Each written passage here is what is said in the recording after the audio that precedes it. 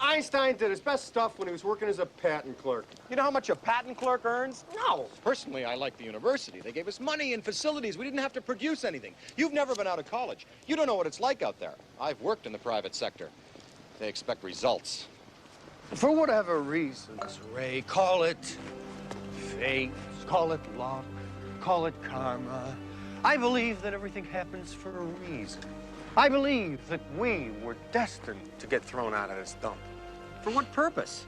To go into business for ourselves. Want to see an analysis of the greatest pro-capitalist film of all time? One that champions small businesses? Well, this is the video for you. You're never gonna regret this, Ray. My parents left me that house. I was born there. You're not gonna lose the house. Everybody has 3 mortgages nowadays. But at 19%, you didn't even bargain with the guy. Ray, for your information, the interest rate alone for the first 5 years comes to $95,000. Will you guys relax? We are on the threshold of establishing the indispensable defense science of the next decade. Professional paranormal investigations and eliminations. The franchise rights alone will make us rich beyond our wildest dreams. There's office space, sleeping quarters, and showers on the next floor, and there's a full kitchen on the top level. It just seems a little pricey for a unique fixer-upper opportunity, that's all. Does this pole still work? Wow, this place is great. When can we move in? You gotta try this pole. I'm gonna get my stuff. Hey, we should stay here tonight. Sleep here. You know, to try it out.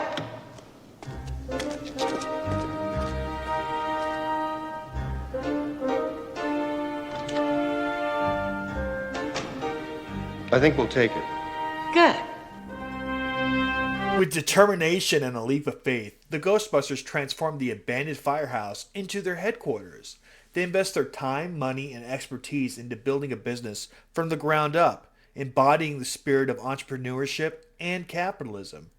From the moment Dr. Venkman, Dr. Stans, and Dr. Egon Spengler embark on their journey to create the Ghostbusters, the film celebrates the entrepreneurial drive and innovation that define capitalism. Are you troubled by strange noises in the middle of the night?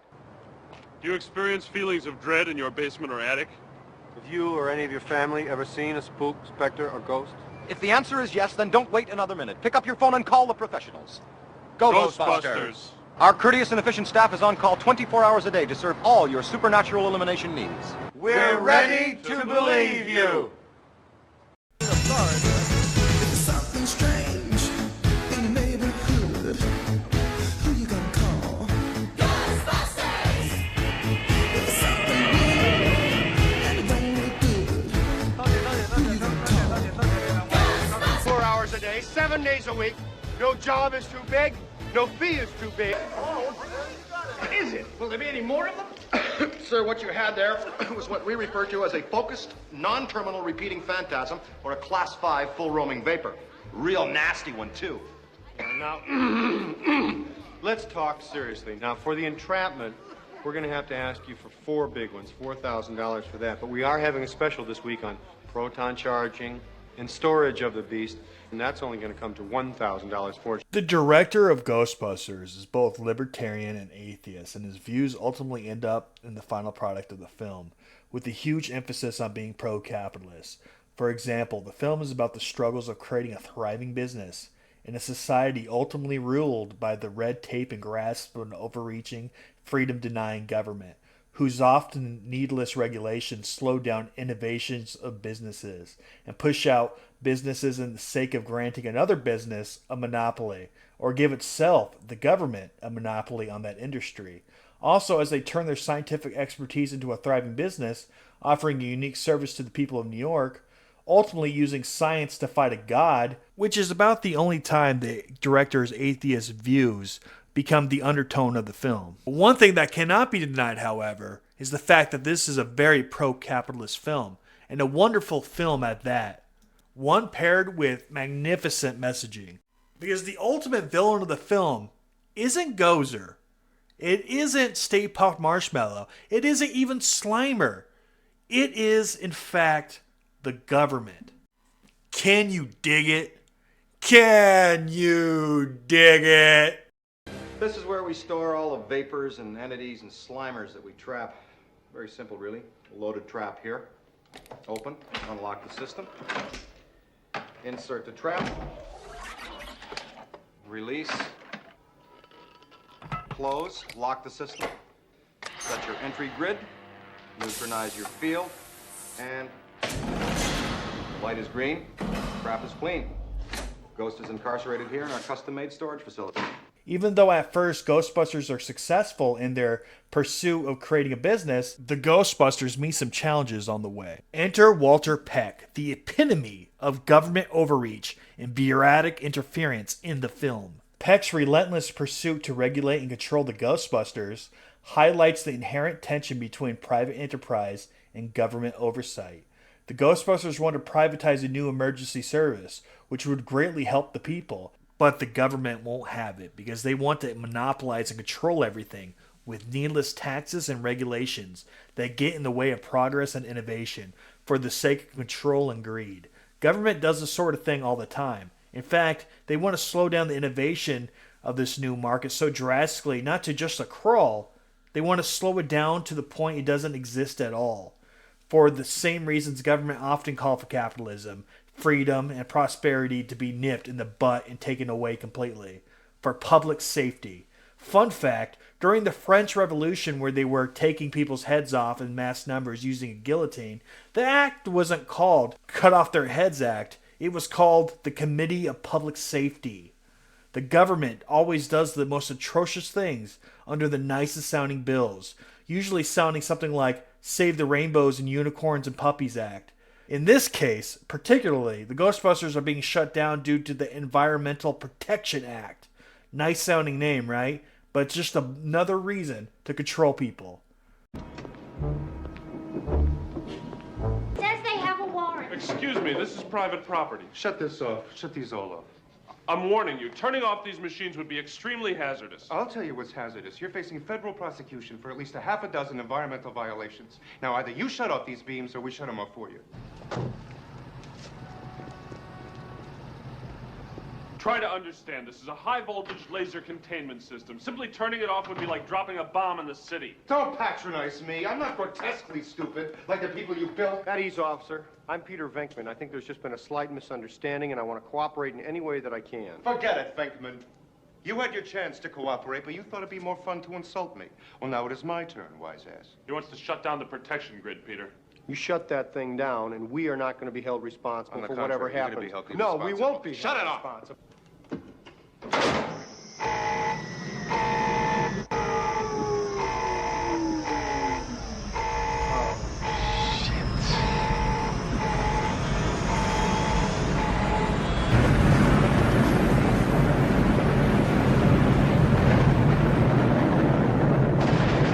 Hold it! I want this man arrested! Captain, these men are a criminal violation of the Environmental Protection Act! And this explosion is a direct result of it! Your mother! Come on!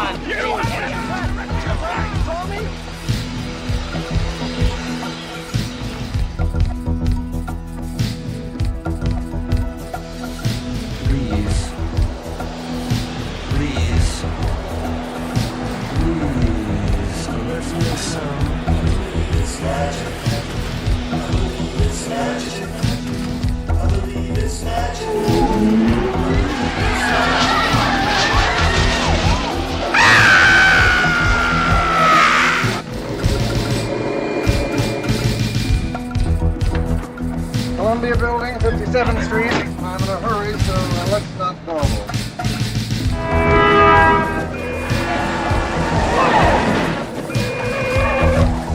I am Walter Peck, sir, and I'm prepared to make a full report. These men are consummate snowball artists. They use sense and nerve gases to induce hallucinations. People think they're seeing ghosts. And they call these bozos who conveniently show up to deal with the problem with a fake electronic light show. Everything was fine with our system until the power grid was shut off by here. They caused an explosion. Is this true? Yes, it's true. This man has no... Jesus! Hey, break this. When Peck shuts down the Ghostbusters containment unit, unleashing a torrent of supernatural chaos upon the city, it serves as a cautionary tale about the dangers of excessive government regulation. The consequences are dire here, underscoring the unintended harm that can result from stifling innovation and entrepreneurship. Hello, New York!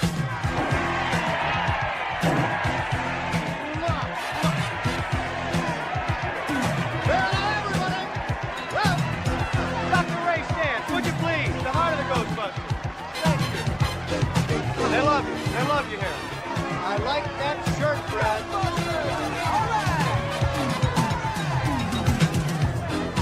Gotta run. Got a date with a ghost. Okay, whatever happens, let's be professional.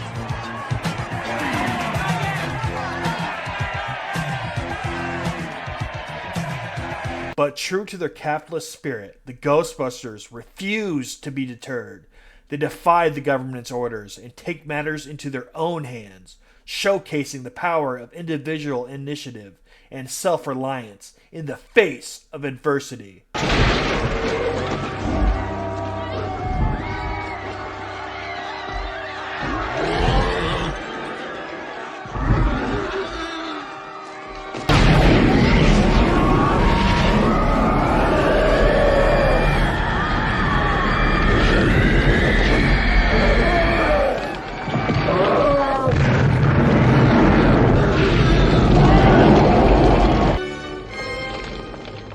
See you on the other side, Ray. Nice working with you, Dr. Venkman.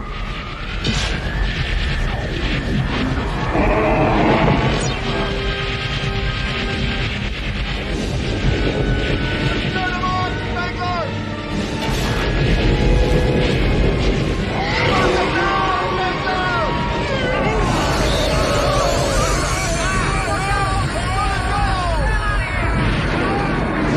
In the end, it is the Ghostbusters' entrepreneurial grit and determination that saved the day. By defeating Gozer and restoring order to the city, they demonstrate the transformative potential of free enterprise and the resilience of the human spirit. So the next time you watch Ghostbusters, remember the deeper message hidden within its comedic charm. It's not just a story about battling ghosts. It's a celebration of capitalism and the enduring virtues of individualism, innovation, and self-reliance. And in this sense, Ghostbusters can indeed be interpreted as a pro-capitalist narrative that underscores the importance of allowing free enterprise to flourish without unnecessary government intervention. While I'd personally argue that the pro-capitalist messaging behind Ghostbusters is one of the film's best features, some people disagree and think it's one of the worst features of the film. Now let's debunk some people that think capitalism is bad and Ghostbusters is bad for having capitalist views. And let's debunk some of the anti-capitalist propaganda spewed forth from this specific YouTuber. Official. Atherton's performance is a large part of why this works. Take Atherton's performance out of the equation and look at Peck's argument. These men are consummate snowball artists. They use sense and nerve gases to induce hallucinations. People think they're seeing ghosts. He doesn't believe the Ghostbusters are real, which doesn't play into this, but he also believes that if they are real, they need government oversight. I want to know more about what you do here. Frankly, there have been a lot of wild stories in the media, and we want to assess any possible environmental impact from your operation. Think about it. The Ghostbusters is a business running on a profit motive.